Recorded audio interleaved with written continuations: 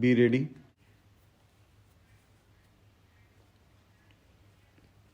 Five seconds.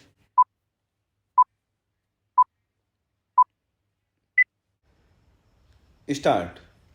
On an examination of the pleadings of two writ petitions, we find that the issues for consideration were all different in the petitions.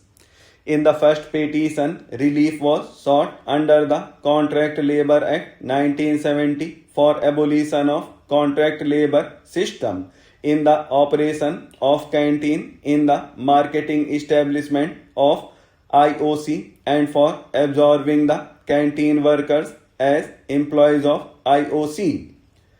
In the second petition, relief was sought under the Industrial Disputes Act 1947 for making a reference under section 10 within bracket 1 to the Industrial Tribunal to decide whether the contract between IOC and the canteen contractor was sham, nominal, and a mere camouflage to avoid extension of labor law benefits to the workers in question and whether the canteen workers were the direct employees of IOC. The assumption that the appellant had taken inconsistent stands in the two writ petitions is not correct. Even in the first writ petition, the appellant had contended that though the contractors changed from time to time, the workers in the canteen remained the same with continuity of service, that IOC had malafide and illegally kept the workers as contract labor in order to keep them in a permanent state of insecurity and to deny them the wages and privileges available to permanent workers, that IOC was actually controlling and supervising the canteen and that only a camouflage the contractor was shown as running the canteen to create a pretense that the workmen of IOC were the workers of the contractor when in fact they were the employees of IOC. In short,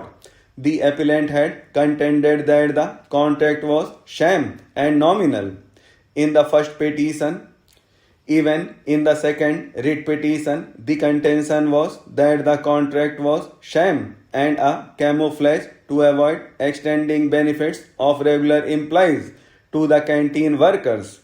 Therefore, the High Court committed a serious error in assuming that in the first writ petition, the appellant had conceded that the contract between the IOC and the canteen contractor was valid and genuine, and that in the second writ petition, the appellant had taken a contrary stand that the contract was sham and a camouflage. The stand of the appellant and the workers was always consistent, but before the decision of a constitution bench of this court in Steel Authority of India Limited versus National Union Waterfront Workers 2001 within bracket 7 SCC 1, it was thought that the appropriate relief available was to seek an investigation and abolition of contract labor and consequently seek absorption. Therefore, the prayer was made in the first petition. This court held that even if there was an order under section 10 of the Act prohibiting contract labor in any process or operation, there would be no automatic absorption of the contract labor by the principal employer. It was also held that it is always open to the contract labor to urge that the contract was sham and nominal by raising an industrial dispute, and such dispute will have to be decided by the industrial adjudicator and not by the High Court.